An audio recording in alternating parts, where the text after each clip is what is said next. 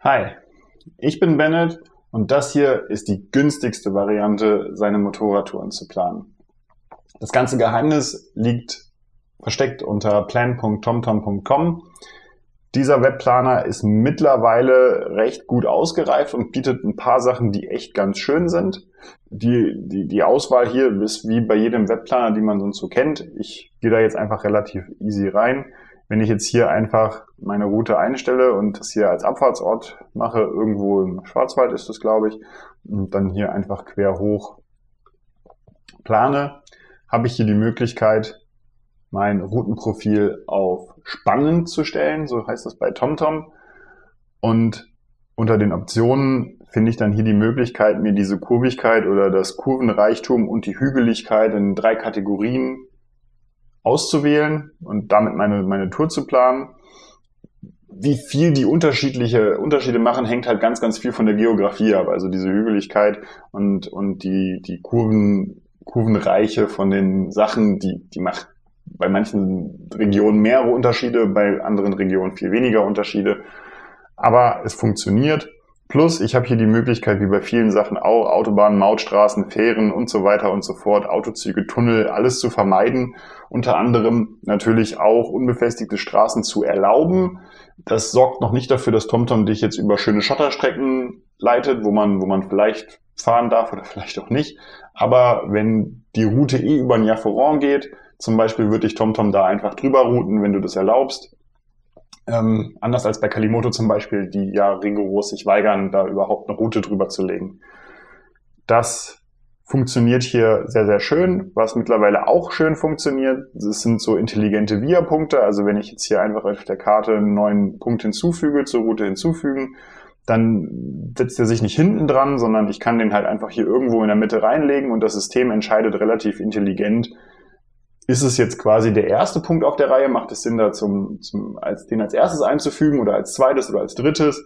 Und das hat den Vorteil, dass man sich halt hier relativ simpel und relativ easy halt schöne Routen zusammenbasteln kann und die dann halt auch einfach benutzen kann. Die kann ich dann als GPX auch exportieren, wenn ich möchte. Das geht hier. Aber der große Vorteil daran ist, ich kann die jetzt synchronisieren. Und wenn ich diese Route quasi speichere, dann fragt mich das System auch gleich, ob ich diese Route synchronisieren möchte.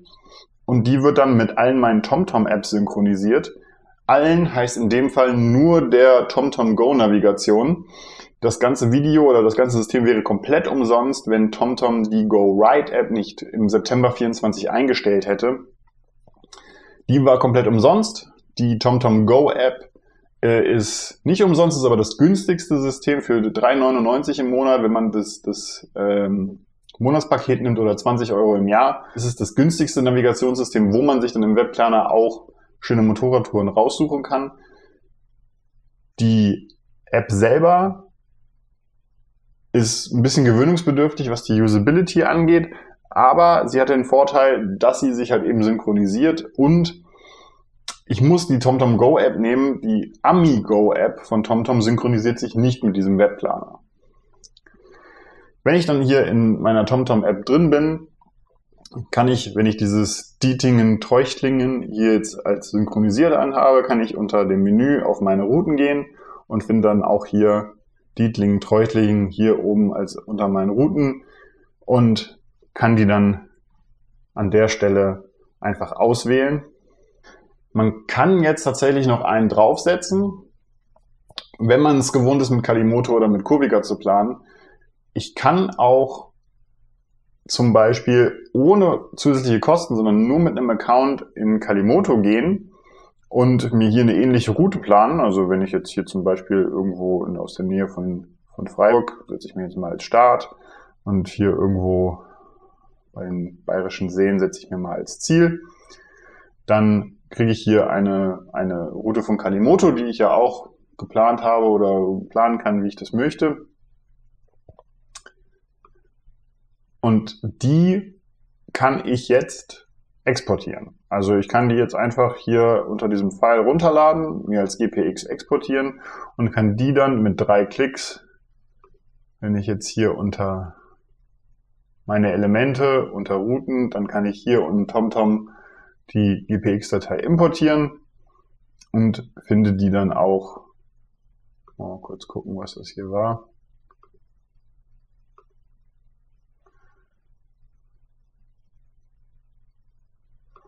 Wie ist die jetzt? St. Wilhelm macht irgendwas.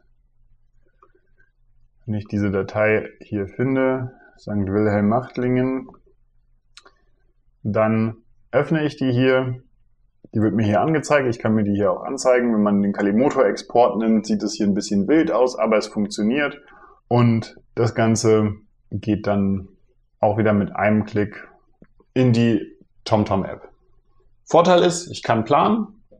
Ich bin sehr günstig. Wenn ich jetzt das nur einen Monat brauche, kann ich 4 Euro bezahlen, habe das in meinem TomTom. Ich habe ein sehr ausgereiftes Navigationssystem, Top CarPlay, Top Android Auto Anbindung, super Verkehrsdaten, auch gute Sperrungen mit drin. Das funktioniert alles super. Nachteil ist, unterwegs kann ich halt nicht viel mehr umplanen, weil die TomTom Go Navigations-App ist halt keine Motorradplan-App, das ist einfach nur eine Navigation. Und die hat halt keine spannenden Routenprofile oder sowas oder plant da irgendwelche Zwischenstopps und Via-Points oder Routenpunkte hier ein, die irgendwo intelligent in der Mitte liegen. Das muss mir einfach nur bewusst sein. Dann kann ich sehr günstig für 4 Euro mit TomTom unterwegs sein. Das gleiche funktioniert natürlich auch mit Kurviga. Bei Kurviga geht das Ganze halt auch hier wenn ich das als Start setze und mir das hier als Ziel setze, dann berechnet mir Kurviga hier eine Route.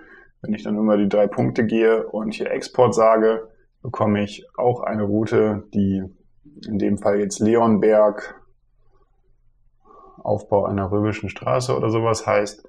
Und auch die kriege ich ohne Probleme hier in mein TomTom